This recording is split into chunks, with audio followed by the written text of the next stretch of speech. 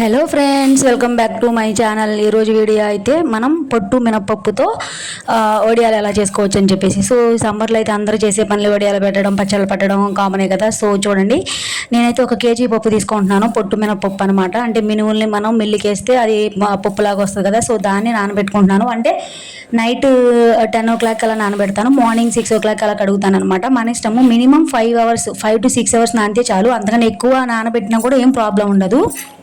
So ఇలా నేనైతే ఒక కేజీ మినపప్పుకి నానబెట్టేసాను అనమాట, నీళ్ళు వేసేసి. సో మార్నింగ్ పొద్దున్నే దాన్ని కడిగేసేసి గ్రైండర్లో వేసాను అనమాట.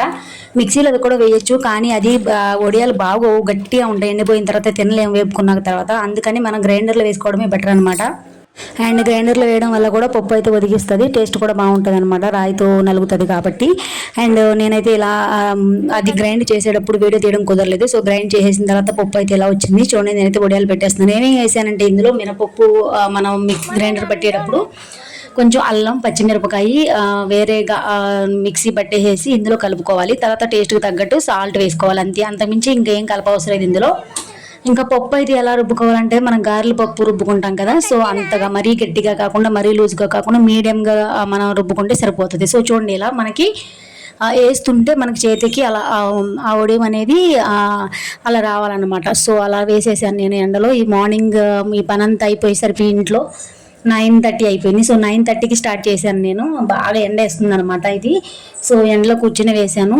ఇది వేసిన తర్వాత ఆఫ్టర్నూన్ 3 వరకు బాగా ఎండలో ఎండబెట్టేశాను. ఒక్కరోజు చాలు బాగా ఎండ వేసినప్పుడు. అందుకే సమ్మర్లో పెట్టుకోవాలి, బాగా ఎండ వేసినప్పుడు వడియాలంటారు. ఆఫ్టర్నూన్ 3 తర్వాత ఏం చేశానంటే వెళ్ళి చూస్తే అనమాట బాగా ఎండిపోయినాయి. సో ఎండిపోయినాయి అని చెప్పేసి దాన్ని తీసుకొచ్చి ఇంకా మనం మామూలుగా తీసేస్తే వచ్చేస్తాయి చేత్తో. ఒకవేళ రాలేదనుకోండి, ఆ వడియాలు ఏదైతే వేసామో ఆ క్లాత్ని కాటన్ క్లాత్ మీద వేసుకుంటే చాలా మంచిదనమాట. సో ఆ కాటన్ క్లాత్ని బ్యాక్ సైడ్ తిప్పేసేసి దాన్ని కొంచెం వాటర్ కొడితే మొత్తం వచ్చేస్తాయి. సో అప్పుడు కొంచెం వడియాలు మెత్తగా అవుతాయి. సో నేనైతే వాటర్ కొట్టలేదు, మామూలుగానే వచ్చేసినాయి. ఎండ బాగా వేసింది కాబట్టి జస్ట్ 10 వరకు కంప్లీట్ చేశాను మార్నింగ్. 10 నుంచి 3 అంటే 11, 12, 1, 2, 3, 5 అవర్స్లో గట్టిగా 5 hours ఎండిపోతే మొత్తం వచ్చేసినాయి అనమాట. వడియాలు ఒక్కటి కూడా దానికి అంటుకోలేదు అసలు. చూస్తున్నారు కదా. సో ఇలా తీయగానే వచ్చేసినాయి. సో దాన్ని అయితే ఒక ప్లేట్లో వేసేసుకున్నాను. వేసుకున్న తర్వాత దాన్ని మళ్ళీ తీసుకెళ్ళి ఆఫ్టర్ 3 తర్వాత ఎండబెట్టాను. సో ఎండబెట్టిన తర్వాత కొంచెం ఎంతైనా పచ్చి ఉంటుంది కాబట్టి మళ్ళీ నెక్స్ట్ డే మార్నింగ్ మళ్ళీ ఇలా ఒక క్లాత్ వేసేసుకుని దాని మీద మళ్ళీ ఎండబెట్టాను. సో చూడండి, గల్గల్వని మోత వచ్చినాయి, బాగా ఎండిపోయినాయి అనమాట. ఎండిపోయిన తర్వాత అంటే బాగా ఎండకపోతే ఏమవుతుందంటే లోపల కొంచెం పచ్చి ఉంటుంది కదా. సో ఆ పచ్చి వల్ల అవి మనం స్టోర్ చేసుకున్నప్పుడు స్మెల్ వచ్చేసి ఎక్కువ రోజులు పనికి రాకుండా అయిపోతాయి.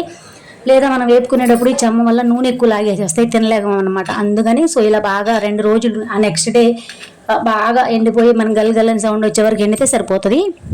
అలా ఎండిన తర్వాత నేను పొయ్యి మీద ఒక పాన్ వేసేసి కొన్ని ఆయిల్ బాగా హీట్ అయిన తర్వాత టేస్ట్ ఎలా ఉన్నాయో కొన్ని అయితే వేపేసాను. వేపిన తర్వాత దాన్ని ఇవి వడియాలు దేనిలోనే నంచుకోవచ్చు. ఎందులో పప్పులో, సాంబార్లోనే కాదు, వేడివేడి అన్నంలో మనం పచ్చడి వేసుకుని పచ్చడిలో నంచుకోవచ్చు. సో నేనైతే ఈరోజు దొండకాయ కూర వండాను కాబట్టి ఈరోజు దొండకాయ కూర, మామిడికాయ పచ్చడి వేడివేడి అన్నంలో ఈ వడియాలు అయితే కలుపుకుని తిన్నాను. టేస్ట్ అయితే అదిరిపోయి చాలా బాగున్నాయి అనమాట.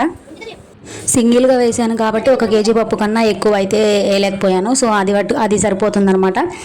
అండ్ ఇంకా మీరైతే ఎలా ఈ మినపప్పు వడియాలు వేస్తారో కామెంట్ చేయండి. సో ఇదైతే నా ప్రాసెస్. వీడియో నచ్చితే ప్లీజ్ లైక్ చేయండి, షేర్ చేయండి, సబ్స్క్రైబ్ చేయండి.